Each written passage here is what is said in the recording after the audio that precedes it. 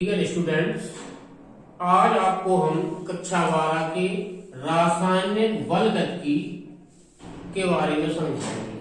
रासायनिक बलगतिकी क्या होता है, रासायनिक बलगतिकी के अंतर्गत कौन कौन से टॉपिक आते हैं। तो रासायनिक बलगतिकी के अंतर्गत हम अभिक्रिया की क्रियाविधि, अभिक्रिया का वेग, अभिक्रिया को प्रभावित करने वाले कारक, अभिक्रिया की कोटि आदि का अध्ययन करेंगे।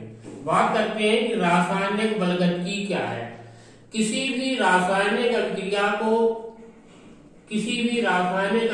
को उसके समीकरण से नहीं समझा जा सकता है। अभिक्रिया को प्रभावित करने वाले कारक, अभिक्रिया की दर, अभिक्रिया का वेग आदि का अध्ययन रासायनिक बलगतिकी कहलाता है। रासायनिक बलगतिकी के आधार पर रासायनिक अभिक्रियाएं दो प्रकार की होती हैं। नंबर 1, तीव्र अभिक्रिया। तीव्र अभिक्रियाएं वे अभिक्रियाएं होती हैं जो तत्क्षण घटित हो जाती हैं, अर्थात इन अभिक्रियाओं को घटित होने में समय नहीं लगता है, बहुत कम समय में घटित हो जाती हैं। ऐसी अभिक्रियाएं तीव्र अभिक्रियाएं कहलाती हैं। जैसे सभी आणविक अभिक्रियाएं तीव्र अभिक्रियाएं होती हैं।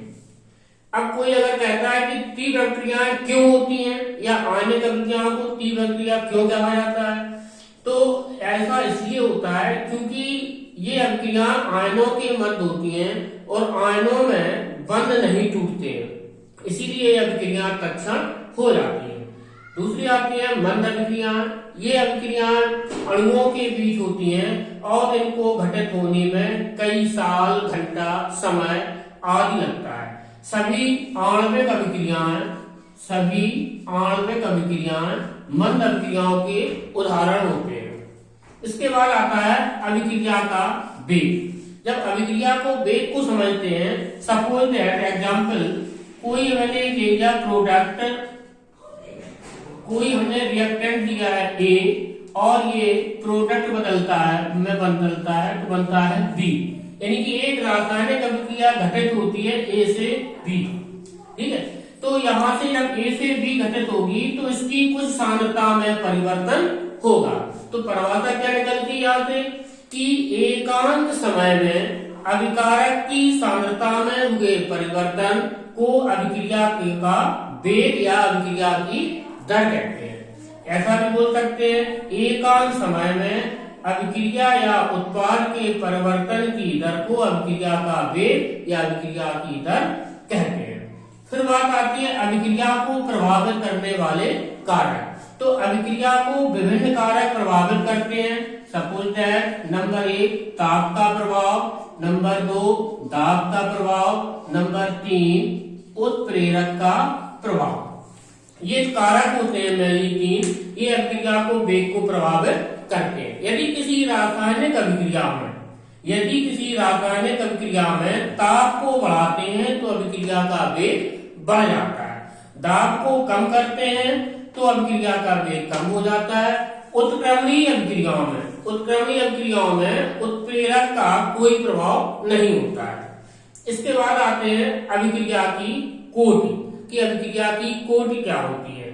किसी भी रासायनिक अभिक्रिया में प्रारंभिक पद में भाग लेने वाले अभिकारी अणुओं की सांद्रता के घातों का योग अभिक्रिया की कोटि कहलाती है। अभिक्रिया की कोटि क्या होती है? प्रथम पद में भाग लेने वाले अभिकारी अणुओं की सांद्रता के पदों की घातों का योग अभिक्रिया की कोटि कहलाता है। कोटि के आधार पर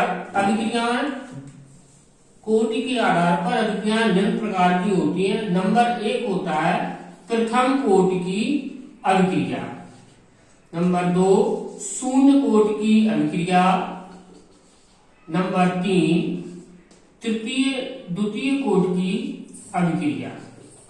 कोटि के आधार पर अभिक्रियाएं 3 प्रकार की होती हैं। प्रथम कोटि की अभिक्रिया, द्वितीय कोटि की अभिक्रिया और शून्य कोटि की अभिक्रिया। प्रथम कोटि की अभिक्रिया क्या होती है कि वह रासायनिक अभिक्रिया जिसकी दर अभिकारक की सांद्रता के प्रथम पद पर निर्भर करती है। अर्थात प्रथम पद की घात पर निर्भर करती है, उसे हम प्रथम कोटि की अभिक्रिया कहते हैं। प्रथम कोटि की अभिक्रिया का मात्रक होता है समय इनवर्स। प्रथम कोटि की अभिक्रिया का मात्रक होता है समय इनवर्स। शून्य कोटि की अभिक्रिया क्या होती है? वे अभिक्रियाएं जिनकी दर अभिकारकों की सांद्रता पर निर्भर नहीं करती है, शून्य कोटि की अभिक्रिया कहलाती है। इसका मात्रक होता है मोल प्रति लीटर प्रति समय।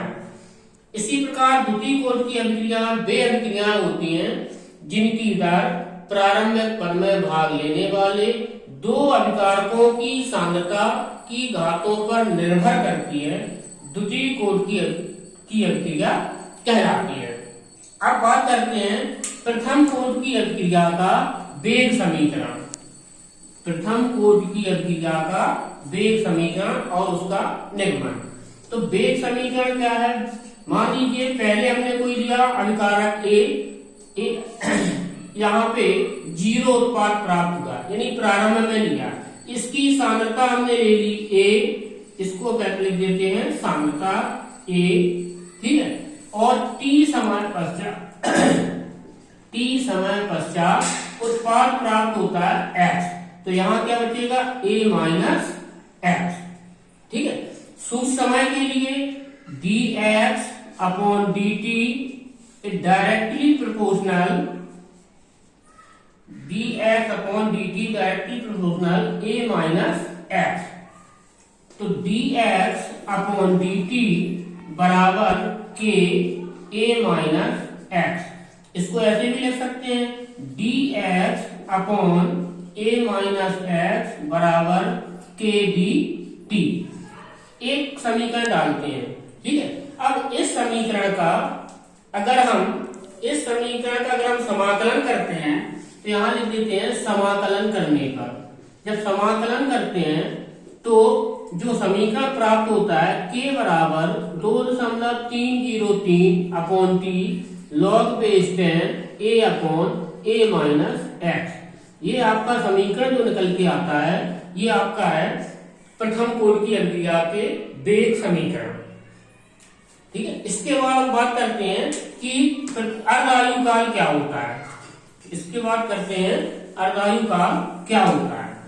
तो कोई भी पदार्थ हाफ लाइफ पीरियड, कोई भी पदार्थ अपनी प्रारंभिक मात्रा का, कोई पदार्थ अपनी प्रारंभिक मात्रा का जितने समय में आधा भाग शेष बचता है, उसे हम उसका अर्धायु काल कहते हैं। अर्धायु काल का सूत्र होता है k बराबर t हाफ बराबर 0.693 अपॉन k। अब इसका हम निरूपण कैसे करेंगे? k बराबर 2.303 upon T log base 10 a upon a minus x। ये प्रथम कोटि की अभिक्रिया का वेग समीकरण है। इसका अर्धायु काल निकालना है, तो हम क्या लेते हैं? अर्धायु काल का मतलब होता है आधा समय। जब आधा समय है तो t बराबर क्या लिखेंगे अपन? t हाफ हो जाएगा आधा समय t। ये आपकी प्रारंभिक सांद्रता a और ये आपकी t समय पश्चात की सांद्रता t, तो इसको लिख सकते हैं कितना a/2। तो क्या हो जाएगा समीकरण? ये मान इसमें पुटअप कर दें तो k बराबर 2.303 upon T half log base 10 a upon a/2। ये कैंसिल हो जाएंगे। ये आपका बन जाएगा लॉग बेस 10 की पावर 2।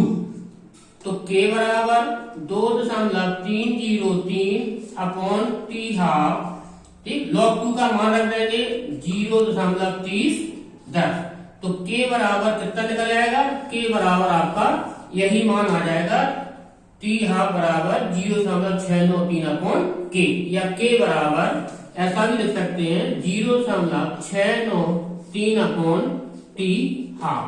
ये आपका अर्धायु काल हो गया।